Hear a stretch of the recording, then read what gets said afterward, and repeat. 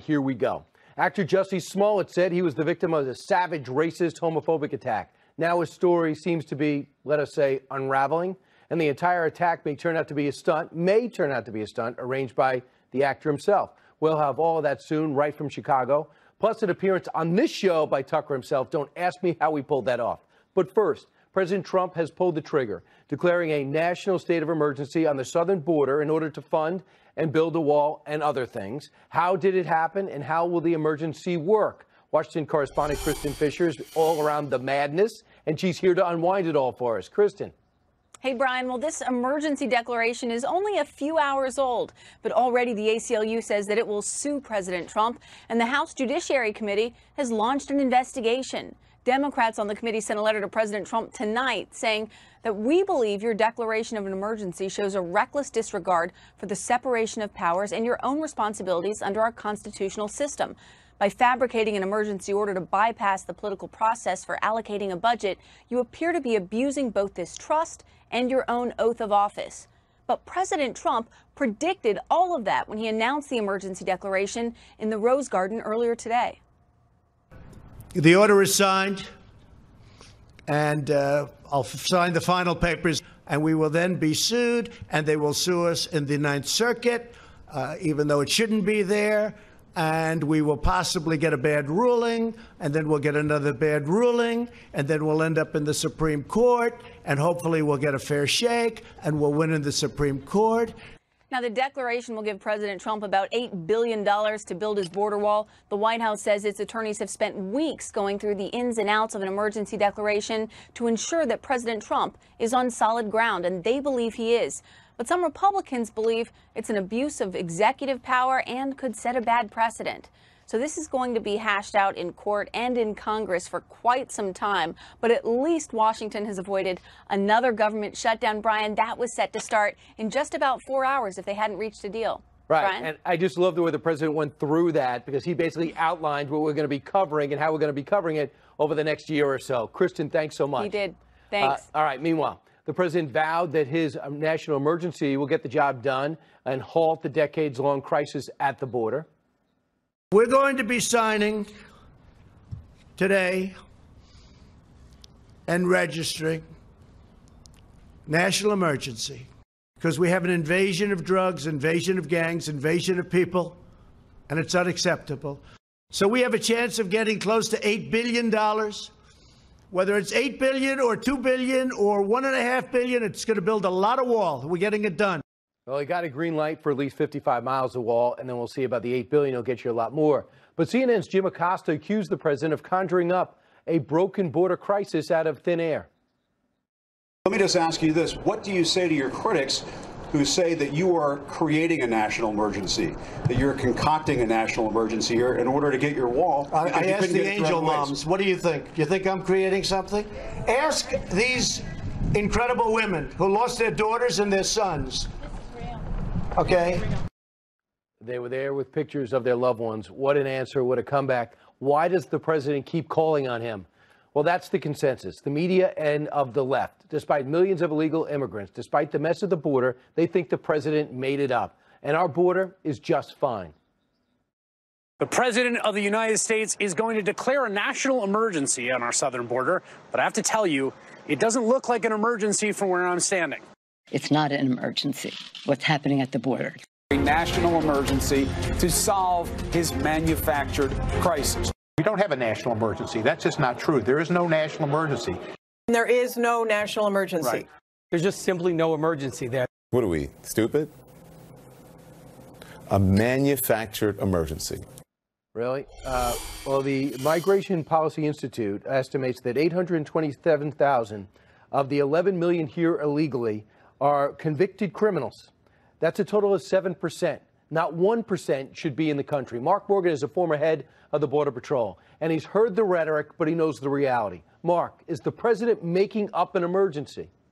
Absolutely not. And Brian, this is the part of the frustration for those of us from a law enforcement, border security perspective. How many more statistics do we have to provide? How many more factually based examples do we have to provide? How many more angel families have to stand in front of some of these individuals before they finally say, yeah, okay, this is real. It's just incredulous. It's true. And the other thing I thought about too, Mark, and because I know you served during the Obama years, there was an emergency then. They chose not to act on it. It doesn't mean there's not one now, and it doesn't mean they're not getting worse. I mean, the numbers this year show a huge uptick in apprehensions. That doesn't count the people we don't catch. So when people say to you, the drugs are coming through the port of entry, let's use some technology to crack down there, there's no problem with drugs in the middle of the country and other areas not populated. What do you say? Well, that's right. And a couple of things you hit on, Brian, and you're spot on. So first of all, look at the take right now. 60,000 are coming in a month illegally into this country. So this year so far, 62 caravans of 100 or more, 13 of all of last year, 2,000 in one single day this week. So the numbers are climbing, but it's manufactured, right? And the other thing, the other argument on in between the ports of entry, it's a absolute false narrative. 60% of the southwest border does not have enough infrastructure, technology, and personnel. I call that wide open. So they're disingenuous when they talk about the ports, because we don't, Brian, just what you said, we don't know what's getting through, but we do know that it is getting through, and there's a lot that we're not interdicting in between the ports. So, you know, it's just amazing, too, because not only do most Democrats not agree, there's a new trend. And mark my words, it's going to be happening all week. Instead of build the wall, take down the fence. That's going to be the method. As a person who's out there trying to defend our border, what does that mean to you? Again, what it means to me is that this is absolutely driven on identity politics. The experts have spoken both on ICE, both on the United States Border Patrol and CBP, and they've told Congress what they need to protect our borders, for the security and safety of this country, Brian. And they have not just ignored it. They have just absolutely discounted everything that they've said. And unfortunately, to me, I've only drawn one conclusion. It's based on identity politics. And I just asked for the latest, that's why I was looking down, the latest news about January. And so far in January, apprehensions have risen up. There were 58,207 apprehensions in January. That's the highest it's been over the past 5 years. And those are the people, as you always tell us, that you get. What about the ones we don't know about? And I just talked to somebody else who just went down to the border because they're serving in the military. And they say some of the techniques that these people crossing are using mirror the military techniques that they've seen in battle. That's what's happening in Arizona. So share more of those stories. Mark, thanks for your up close and personal, unbiased look at what's happening at the border. We'll see where we go from here. Thanks, Meanwhile, Brian. 8 minutes after the top of the hour, while President Trump seeks to build a wall, some Democrats think walls are so evil, as I said before, they want to start an anti-wall jihad. Potential presidential candidate Beto O'Rourke said he wants to eliminate whatever defenses are on the Mexican border, in this case, Texas. If you could, would you take the wall down now, here? Yes. Like you have a wall. Absolutely. Knock it down. I'd take the wall down. And do you think the city, if there's a referendum here in this city, that would pass? I do. Right. And then ask that question and then run back to New York. Kristen Gillibrand always looking for a new cause to jump on the bandwagon. She might think her ratings might tick up a little bit. She chimed in, and guess what she said? The idea of dismantling some of the wall, good idea, bad idea? Well, I'd have to ask folks in that part of the country to see whether the fencing that exists today is helpful or unhelpful. So I could look at it and see which part he means and why, and if it makes sense, I could support it. If you've been in Washington this long and haven't asked anybody who works the border if a fence helps or not, you're not doing your job. Chris Hahn is a radio host, former staffer to Senator Chuck Schumer, joins us now. First off, Chris, your reaction to the president's using emergency powers? Completely unconstitutional. I expect all these Federalist Society guys for the last 100 years talking about strict construction of the United States Constitution. Article 1, Section 5, 6, and 7 tells who gets to decide where money is spent. Whether you think the wall is necessary or not, the president needs to convince Congress to do this. And if Congress does not stand up to the president, I don't know why they are there. Are they there for the state-run offices and the fancy pins? Their job is for their ambition to counteract the president's ambition, and it is their job as members of Congress to determine where money is spent. And if you are in Congress and worried about being primaried on this issue, maybe you should step down from your leadership position and let somebody with courage to actually do the job of a member of Congress take the reins of that spot and do the job appropriately. This is completely unconstitutional. Let me give you a scenario. Down 9-0 I by the empower Supreme Chris Hahn. Court. I empower Chris Hahn. as President of the United States or somebody in that area, governor of Texas, Arizona, and you see a legitimate problem at the border and no one else than politics is keeping you from backing up the border and keeping the people safe that you were elected to do, you would do anything you could to protect your family, your constituents. That's exactly what the president's doing. And thanks to a 1976 ruling, he's got the executive power to do it. And he says, if you have a problem with it, take me to court. What's wrong with that? Well, look, you don't get to choose emergencies. Emergencies choose you. This president's been waiting on an emergency for 2 years. Congress didn't see the emergency. If Congress thought this was an emergency when we were debating this over the last 45 days, they would have given him the funding for this. He couldn't convince Congress that there was an emergency, so there must not be an emergency. Plus, border crossings are at a 50-year low, so I don't understand what he's worried about. What is the fear that he's trying to generate? I'll tell you where the emergency is, Brian. Chris, let me just get a word in. It's really not at a low, because they're at a high. In fact, in January, apprehensions were 58,207, the most over the past 5 years. And CBP announced that agents in the Rio Grande Valley apprehended 1,300 people on Wednesday. Come on. I'm using the president's own statistics from 2018 from his own government. These are the president's statistics. They're at a 50-year low. And the president even admitted that today. I appreciate your passion.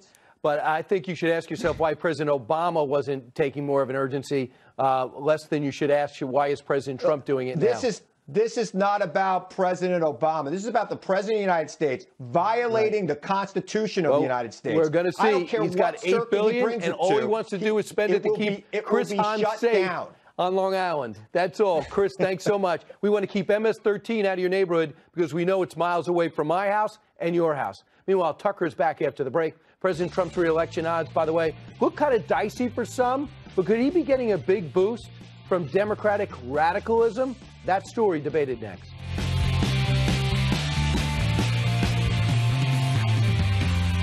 Coaching means making tough choices. And I'm still filling in for Tucker, but Tucker was talking to Mark Stein and Larry Elder just a short time ago, and we taped it. Watch.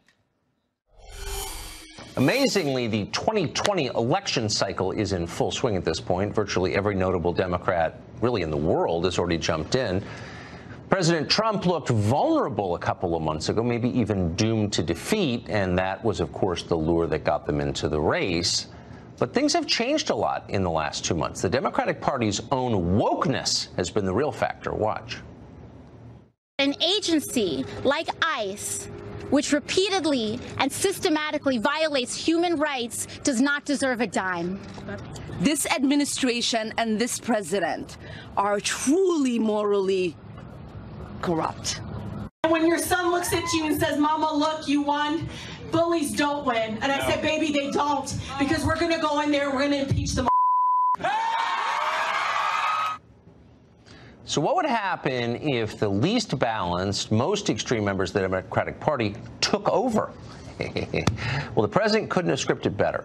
He may not have built a wall in the end, but his enemies are so terrifying to normal voters that it's helped him. His approval rating is rising. His reflection odds have improved as well. Author and columnist Mark Stein has been watching all this and joins us tonight. So I'm starting to think that maybe Alexandria Ocasio-Cortez and this Ilhan Omar are working for the Trump organization in some capacity. I mean, it almost seems like a setup. It's just almost too perfect. Yeah, I think they're colluding with Trump, as we should say. And we need to investigate it.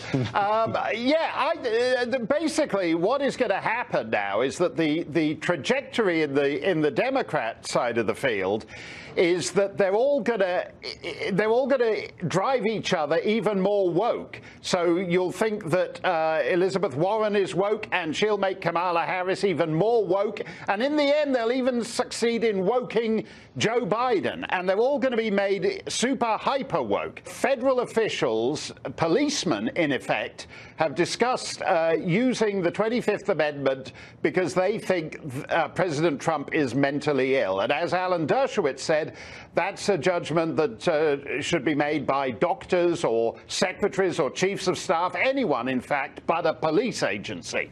The question before the electorate is going to be who is is really the sane or the insane one. Yeah. The party that is proposing retrofitting every single 230-year-old colonial-era farmhouse in northern New England in order to make it compatible with the Green New Deal, the party that is committed to abolishing the Border Enforcement Agency, or the guy who's just there in the White House doing his job, even as he drives deep state lunatics to devise ever more absurd ways of trying to get rid of him.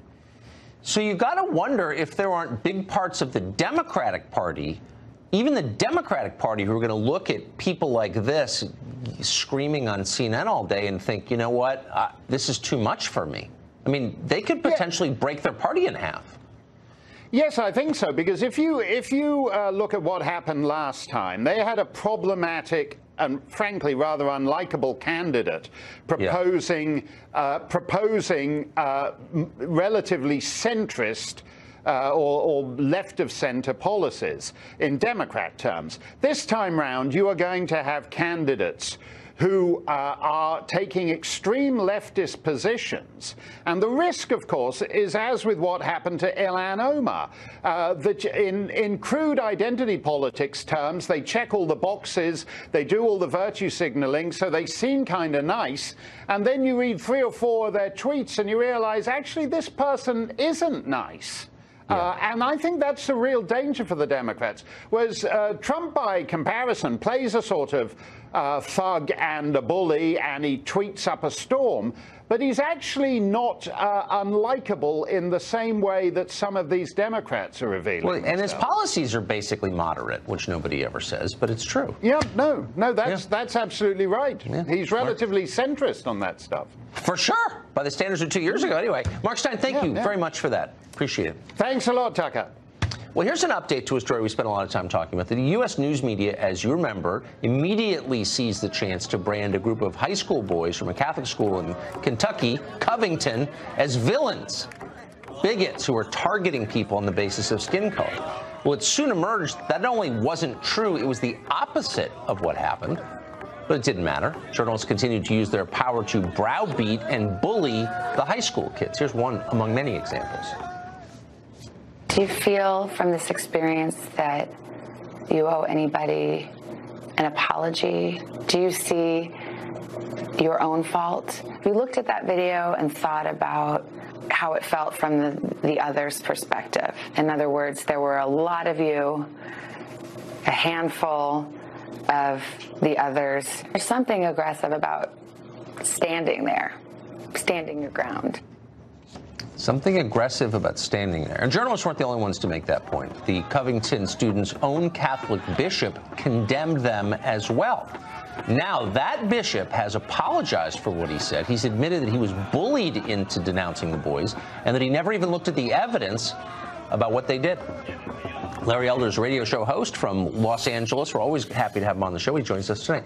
So, Larry, you got to think, not just in the case of these boys, but in the case of anyone who's been called names by the media collectively and then found to be not guilty of the charges, how does that person get his reputation back? Well, of course, the person doesn't get the reputation back. The accusation is made above the fold, page 1. The retraction is made deeper into the newspaper. Yeah. What happened here is what I call the intersection of Trump derangement syndrome and what Tom Wolfe, the author who wrote the book Bonfire of the Vanities, calls the media's incessant search for the great white defendant. Nothing better for the media than a white man who's perceived as privileged that they can malign. And that's what happened with Mr. Nick Sandmann. And later on, earlier this week, Tucker, it also happened to a friend of mine named Doug Adler, who used to be an ESPN commentator.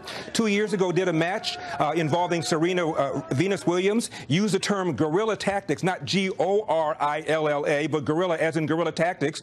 And a New York Times tennis writer named Ben Rothenberg puts out a post and accuses Doug Adler of racism. ESPN demands that he apologize. Adler happens to be white. and he does to keep his job. They still fired him, and for 2 years he's been battling a defamation lawsuit. Finally, he won it, got his job back, but the tennis sports writer at New York Times has not lost his job, nor has he apologized. Nor did anybody in the tennis commentating field come to Doug Adler's rescue. Not the McEnroe brothers, not Martina Navratilova. None of these announcers said guerrilla tactic is a normal term used to describe a tactic in a match. And he got fired, got maligned as a racist, just like Nick Sandmann got maligned as a racist before the facts came in. The intersection of Trump derangement syndrome and the incessant search for the great white defendant. Well, that's a shocking story. Gorilla spelled G-U-E. The French word, nothing to do with the primate at all. It's a completely different word.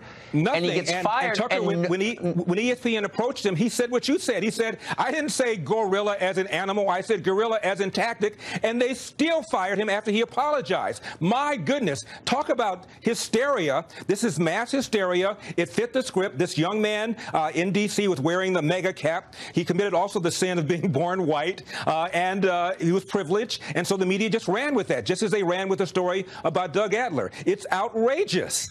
And nobody stood up to defend him. They were all cowards.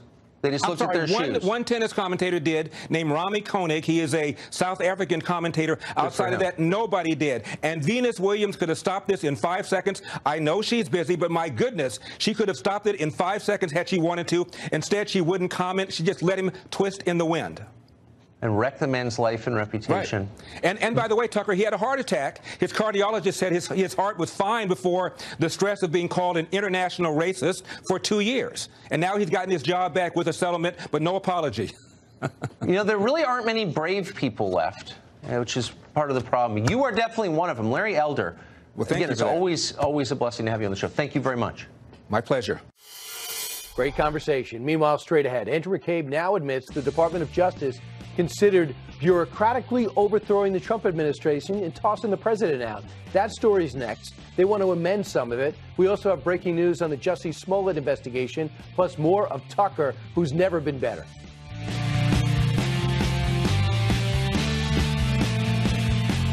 After walking in Trump from office, CBS's Scott Pelley explained on Thursday what McCabe told him, and we'll hear Sunday. There were meetings at the Justice Department in which it was discussed whether the vice president and a majority of the cabinet could be brought together to remove the president of the United States under the 25th Amendment. The Deputy Attorney General, Rod Rosenstein, offered to wear a wire. A statement was released after that was never serious, it was sarcastic, etc. McCabe, in our interview, says no. It came up more than once, and it was so serious that he took it to the lawyers at the FBI to discuss it. Wow. Now, though Andrew McCabe is trying to walk back those comments to a degree, claiming his 25th Amendment talk was taken out of context, Dan Bongino not buying it. He's a former Secret Service agent and the author of Spygate, the attempted sabotage of Donald J. Trump, joins us now. Dan, interesting. Does Andy McCabe think we don't remember the last time we saw him, and that's being fired because he lied? Yeah, he definitely has a credibility problem, Brian. I mean, according to multiple reports out there for anyone to see on the internet, he's being investigated by a grand jury for lying about leaks to the media. He has a serious credibility problem. Keep in mind also, Brian, this is the same guy whose wife ran for office as a Democrat, took substantial money from people connected to the Democrat and Clinton machine, and then refused to recuse himself from that case investigating Mrs. Clinton until the end of the year. But, Brian, the most important takeaway from all this is, of course, Andy McCabe's trying to walk this back. This guy, he's not that bright. He just admitted in a 60 Minutes interview, according to Scott Pelley, to taking part in a coup attempt. Right. That's just the hard facts. There's no way he's going to weasel his way out of this. Well, Scott Pelley summarized what he said, so we'll see Sunday. But this is the walk back. You ready for this? He was present and participated in a discussion that included a comment by Deputy Director Rod Rosenstein, Attorney General, regarding the 25th Amendment. So he's saying it wasn't a big meeting. It was just mentioned once. Rosenstein came out and said, yeah, I said I'll overthrow the president, but I said it sarcastically. I'd wear a wire. I don't like either one of these either side of this conversation.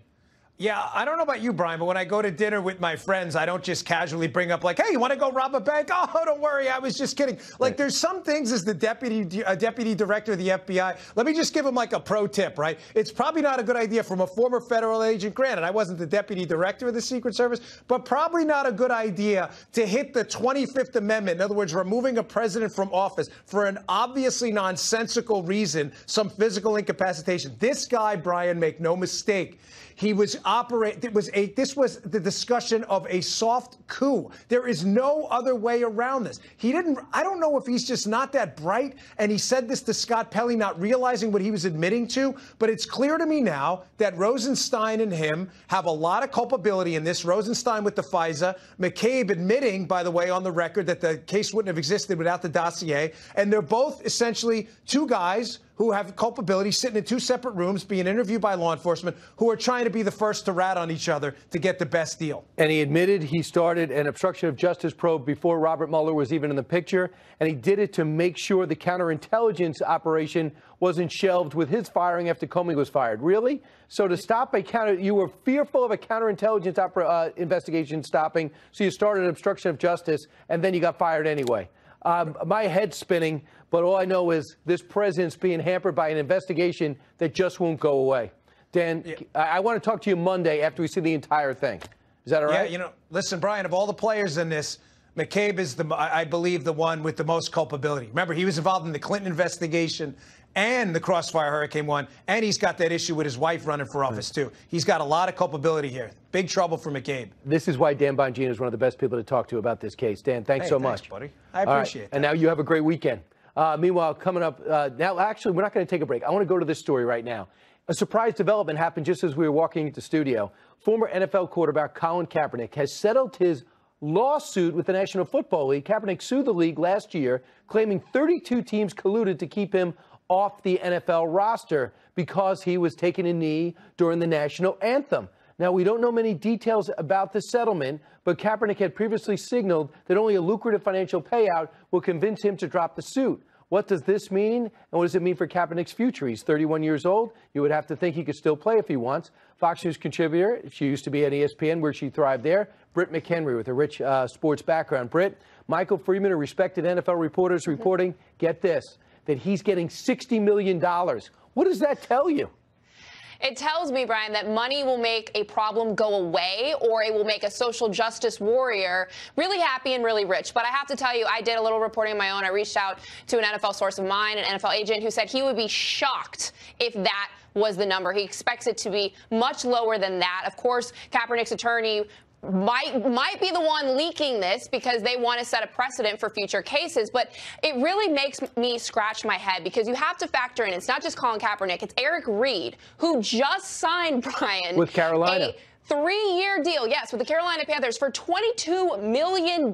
He only missed 4 games this season, and I was told the reason that he wasn't on a team at the start of the season was because, hey, he just wasn't as good as he thought he was. Now, as far as Colin Kaepernick goes, this is just him selling out, getting the money that he wants. It's confidential, so we may never really know. And he made $1 million on a book deal advance. You know, he's in more headlines. He has gotten more publicity, more attention, and I would argue more money by doing this than what he would have been a backup QB. But if he did get $60 million, as Michael Freeman's reporting, or anything close to that, it shows that he was right. Why would the NFL settle this if there wasn't collusion?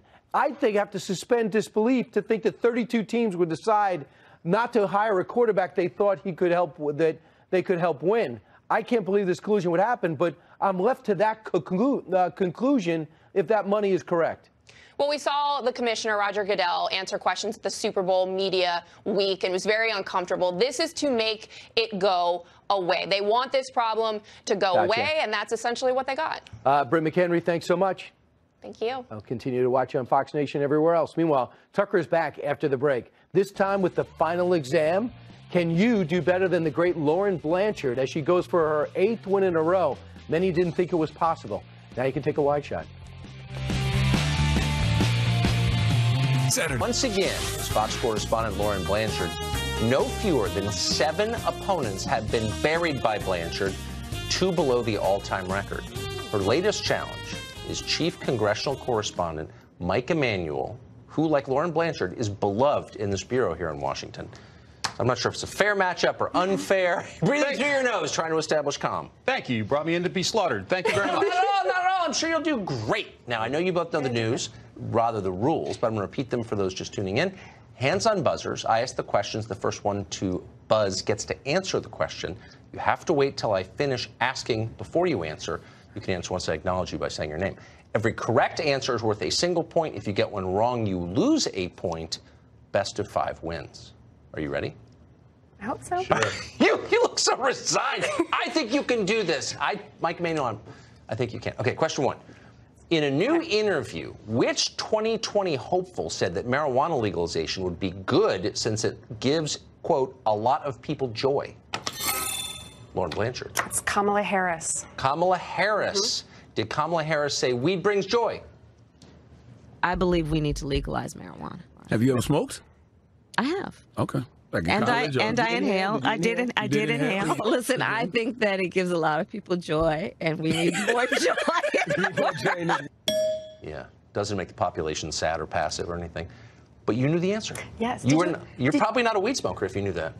Did you also hear what she listened to? No. She said she listened to Tupac and Snoop Dogg, but they hadn't released albums yet. She's very cool. Well, she had the advanced copies, clearly, when you're that cool. Question 2. This is a multiple choice question, so wait till I finish asking before you answer. At his rally on Monday night, the president said that people often tell him if he wants to improve his image, his political image, there's one thing in particular he should do. What is it? A, lose the MAGA hat. B, get a dog. C, smile more. Lauren Blanchard. Let's get a dog. He won't do it, though. A dog. Is it get a dog? He should get a dog. How would I look walking a dog on the White House lawn? Would that be... Feels a little phony to me.